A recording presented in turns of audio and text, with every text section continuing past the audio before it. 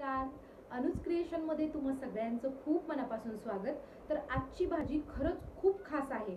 तुम्हाला खूप साधी वाटणारी जी शेवग्याची भाजी आहे ना, तर तिचे जर तुम्ही फायदे ऐकले तर तुम्ही आठवड्यातून एकदा ही भाजी नक्की कराल. तर या भाजीमध्ये खूप सारे कॅल्शियम, प्रोटीन्स, लोह असतं. यामुळे काय होतं की रक्ताची जर कमतरता असेल तर ह्याने ही दूर होते.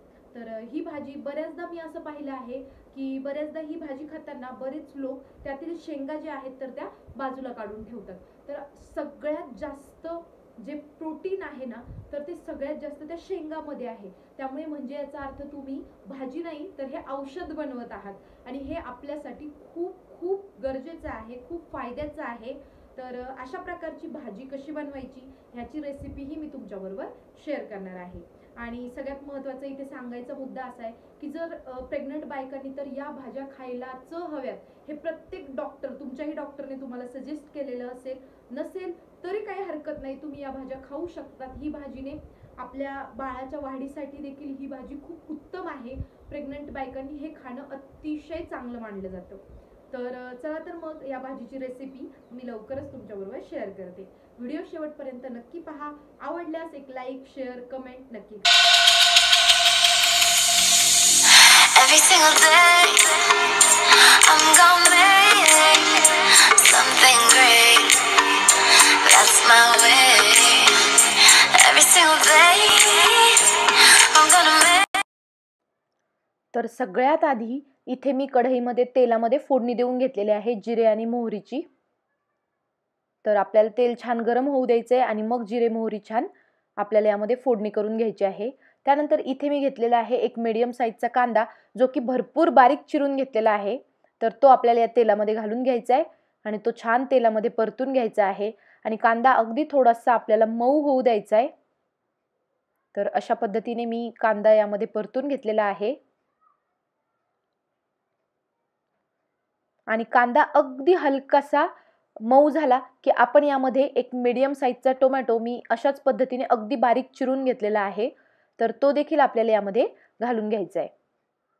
आणि कांदा आणि टोमॅटो आपल्याला या तेलामध्ये छान मस्त व्यवस्थित परतून घ्यायचा आहे, जेणेकरून ह्याचा कच्चेपणा पूर्णपणे नाहीसा होईल. त्यानंतर लगेचच मी यामध्ये मसाले घालून घेणार आहे. तर 1 चमचा मी यामध्ये लाल तिखट घालून घेतलंय, 1-2 चमचा आपल्याला कांदा लसूण मसाला, अर्धा चमचा हळद आणि त्यानंतर 1 चमचा यामध्ये मी गरम मसाला घालून घेतलेला आहे. तर हे छान आपल्याला परतून घ्यायचंय. आणि त्यानंतर याच सोबत मी बाजूला थोडंसं शेंगा ज्या आहेत तर त्या 1 शिट्टी फक्त आपल्याला काढून घ्यायची आहे कुकरमध्ये. यामध्ये मी चिमूटभर हिंग देखील घालून घेतलेला आहे. तर इथं आपल्याला हे परतून घ्यायचंय.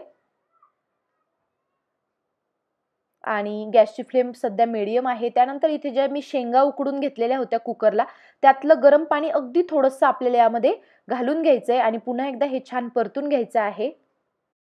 गरम पाणी घातल्यानंतर ह्याला आपण झाकून 4 ते 5 मिनिटांसाठी होऊ देऊया, परंतु मध्ये मध्ये याला हलवत राहायचं आहे. आणि 4-5 मिनिटांनंतर तुम्ही बघू शकता इथे आपला छान इथे कांदा आणि टोमॅटो छान व्यवस्थित परतला गेलेला आहे अशा पद्धतीने. तर आता गॅसची फ्लेम थोडीशी कमी करायची आणि जे आपल्याला कुकरला ज्या शेंगा आपण शिजवून घेतलेल्या 1 शिट्टी काढून घेतलेली आहे, तर त्या शेंगा यामध्ये घालून ह्याला छान मिक्स करून घ्यायचं. लक्षात घ्या कुकरची फक्त आणि फक्त 1च शिट्टी घ्यायची. शेंगा खूप लवकर शिजतात, त्यामुळे 2 शिट्ट्या वगैरे घ्यायच्या नाही, नाहीतर शेंगा फार गिळगिळीत होतील. तर आता यामध्ये आपण चवीनुसार थोडंसं मीठ घालून घेऊया. मी कुकरमध्ये शेंगा शिजवताना अजिबात मीठ घातलेलं नाहीये, त्यामुळे इथे चवीनुसार मी मीठ घालून घेतलंय. गॅसची फ्लेम मोठी करायची आहे आणि यामध्ये आता 2 चमचे आपल्याला दाण्याचा कूट, शेंगदाण्याचा कूट घालून घ्यायचा आहे.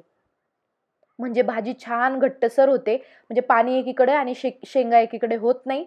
कूट घातल्यानंतर 1-2 मिनिटं फक्त आपल्याला छान झाकण ठेवून ह्याला शिजवून घ्यायचं आहे. आणि त्यानंतर तुम्ही बघू शकता इथे आपली भाजी रेडी आहे. खूप पटकन होते, या भाजीला फारसा असा काही वेळ लागत नाही आणि खूप टेस्टी होते. तर ही भाजी आता आपण छान सर्व करून घेऊया. तर या शेंगाचे अतिशय फायदे आहेत, जे की मी सुरुवातीला तुम्हाला सांगितलेलेच आहे. ही भाजी तुम्ही आठवड्यातून एकदा तरी नक्की खात जा, आपल्या मुलांनाही खाऊ घालत जा. आणि ही सोपी भाजी तुम्हाला कशी वाटली तेही मला कमेंट करून नक्की कळवा. पुन्हा भेटूया अशाच नवीन रेसिपी सोबत. तोपर्यंत नमस्कार.